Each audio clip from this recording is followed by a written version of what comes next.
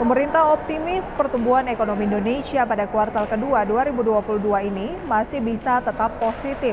Bahkan laju ekonomi di periode tersebut mendekati laju di kuartal pertama 2022 yang tercatat mencapai 5,01% secara tahunan.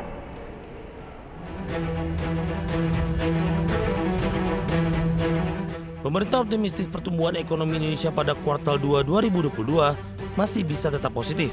Kementerian Keuangan menargetkan pertumbuhan ekonomi di kuartal 2 2022 di rentang 4,8% sampai 5,3% secara tahunan. Menkeu Sri Mulyani menjelaskan beberapa faktor yang mendorong pertumbuhan ekonomi di kuartal 2 2022, yakni mulai dari adanya tren penguatan ekonomi saat periode Ramadan dan libur Lebaran kemarin, yang menjadi salah satu penopang utama roda ekonomi di kuartal 2. Faktor lainnya yang tidak kalah penting ialah masih terus berlangsungnya aktivitas produksi pada kuartal 2 2022. Di mana ini kalau kita lihat sekarang kita sudah masuk bulan ke-6, ini relatif masih agak lambat dari sisi kecepatan belanja. Dan memang terlihat belanja KL 319,2 triliun itu 33,7% terhadap total belanja APBN.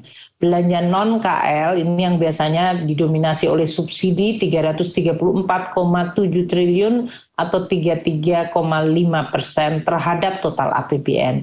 Transfer dana ke daerah dan dana desa 284,3 triliun atau 36,9%. Tidak hanya itu, kegiatan produksi di periode tersebut melanjutkan tren ekspansif secara konsisten dari periode sebelumnya akibat mulai pulihnya ekonomi di awal tahun ini. Hal lainnya yang patut menjadi perhatian ialah aktivitas penanaman modal atau investasi pada kuartal 2 2022 juga masih tetap tumbuh positif. Kenaikan investasi pada kuartal 2 2022 sekaligus melanjutkan kembali tren pertumbuhan pada kuartal 1 2022. Menkeu juga mencatat kegiatan ekspor dan impor juga mengalami lonjakan.